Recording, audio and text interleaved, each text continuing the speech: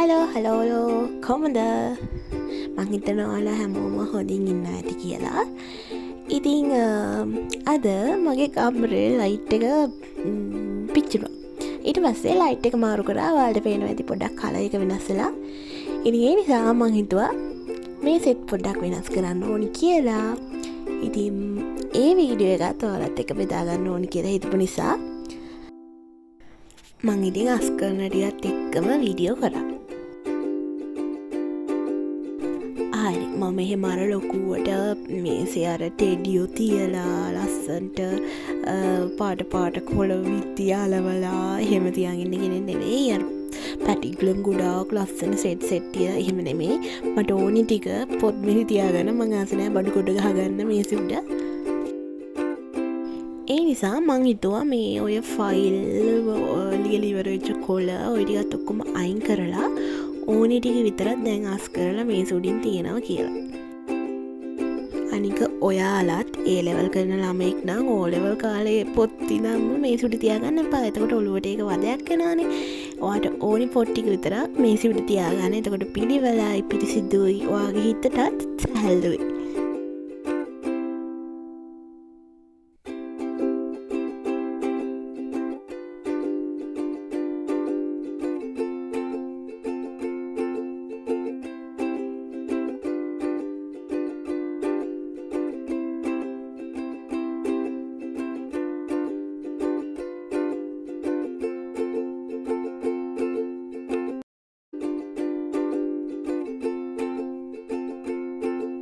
ඔයාලටත් ඉතින් මගේ වීඩියෝස් වල එකම මේස රෙද්ද දැකලා එපා වෙනවා ඇතිනේ.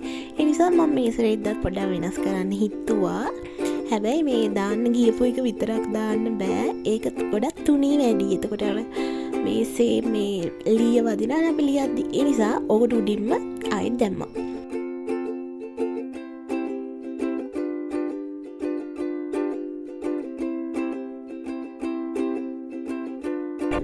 අර සල්ලි අපේ තාත්තා උදේට මම හැමදාම යද්දි කීයක් හරි දීලා යනවා අරන් තියන්න. ඉතින් මම ඒවා ඔක්කොම එකතු කරනවා. ඔතන තියෙනවා නම් මුකුත් අයින් කරන්න බෑ. ඔතන තියෙන්නේ අර අපි ඕනිම දේවල් සාමාන්‍ය මේ සාසකට වගේ දාන්නේ. ඔතන උප්පැන්නක් තිබිලා හම්බුණා. මට බැංකුවතක් තිබිලා හම්බුණා.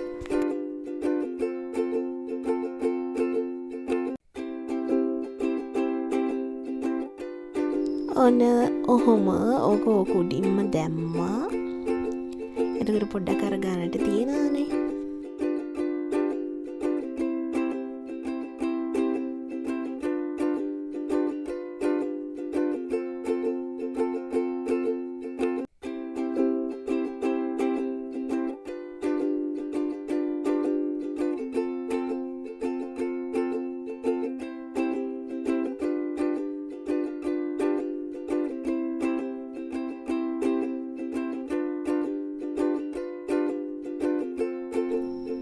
මල් පෝච්චියයි ඔරලෝසුවයි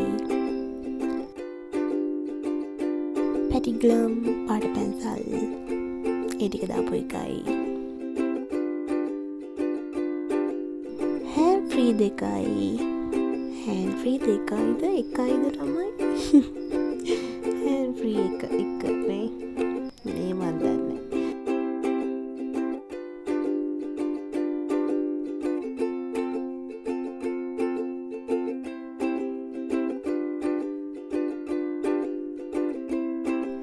දැන් පොත් ටික තියාගන්න යන්නේ. මෙතන තියෙන්නේ ඔක්කොම මගේ මං කරන සබ්ජෙක්ට් උන්ට අදාළ පොත් විතරයි. ඒ වගේ නෝට් තියෙන පොත් ටික මම මෙතන තියාගත්තා. පාස් පේපර්ස් පොත් ටිකත් එක්ක.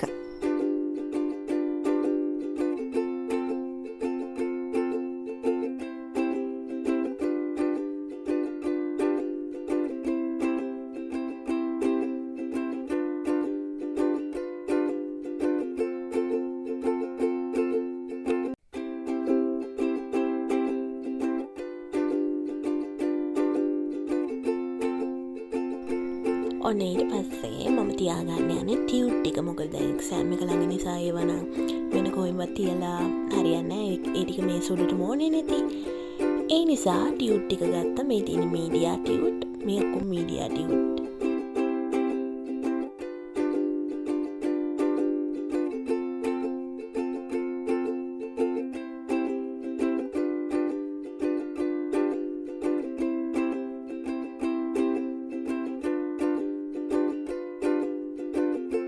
පස්සේ මේ තියෙන්නේ සිංහල අමතර පොත් එක්කම සිංහල ටියුට් නම් අම්බානෙකට ඇති.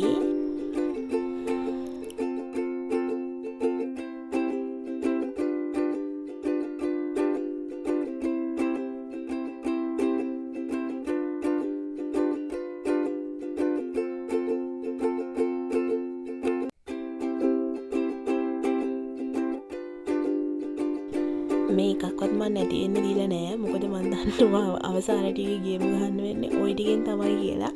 ඒ නිසා මම ඔය ඔක්කොම අරන් දීලා තිබ්බේ. 12 වසරේ මුලේ ඉඳන්ම අපිට දීපු හැම ටියුට් එකක්ම වගේ මල් ළඟ තියෙනවා.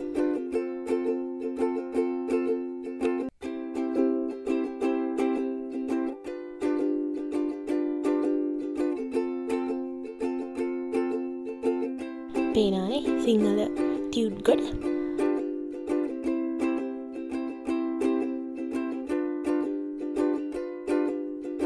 මේක වොයිස් කරන්න හිතුවා ඔයාලා නිකම්ම මම මේ මේසියස් කරන එක බලන් ඉන්න එක බෝරින් වගේ වෙන නිසා. ඔයාලට ඒකත් බෝරින් වෙයිද දන්නේ නැහැ. මගේ කටහඬ ඇහිලා තවත්. ඊට පස්සේ මගේ බීසි කලින්ම ක්ලාස් ගියපො මං ගිහින් ක්ලාස් නැවතුවානේ. ඒකේ තිබ්බ ටියුට් වගේත් හම්බුණා. ඒ ටිකක් තිබ්බා.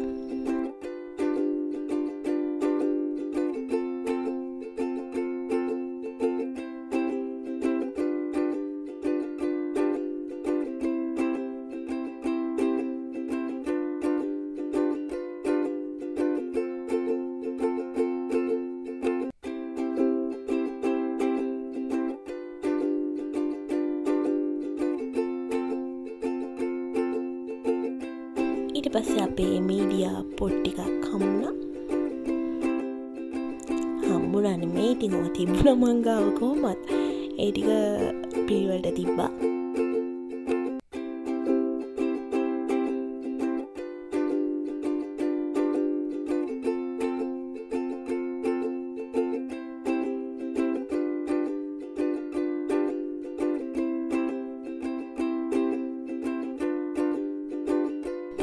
කෙටි කතා, නූතන පද්‍ය, ගුත්තිල කාව්‍ය. මේක නම් අපේ අක්කගේ පොතක් රත්නාවලී. යාළට තිබ්බ සිලබස් එක. පුරාතන ගද්‍ය, ප්‍රේමතෝ ජාති සෝකෝ. මේක නම් ඔය නිකන් ගෙදර තිබ්බ පොතක්. ඊට පස්සේ රත්නාවලී එකත් අපේ අක්කගේ පොතක්. එක්සෑම් කරද්දී තිබ්බ එක. මං ඉතින් ආසයි ඒ වගේ පොත් කියවන්න. නූතන පද්‍යය වල මම ආසයි. ගිරා සංදේශයත් එයාගේ පොතක්. බෙත්තිගම මගේ පොතක්. මං ආසම පොතක්. ඊට පස්සේ මම අර තිබ්බ කොළ ඔක්කොම ජාති ටික අයින් කරලා ඕනෙම ටික විතරක් අලුත් ෆයිල් එකක දාලා පිටි පස්සෙම තියාගත්තා.